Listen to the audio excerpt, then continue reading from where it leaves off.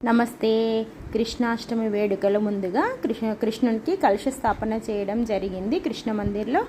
ఈరోజు మంచిర్యాలలో భాగ్యలక్ష్మి నారాయణ దంపతులు వారి ఇంట్లో ఈరోజు పూజ కలశంని తీసుకెళ్ళి అక్కడ పూజ చేశారు. ఇంకా ఎవరికైనా ఇంట్రెస్ట్ ఉంటే ఇంకా 19 days ఉంది.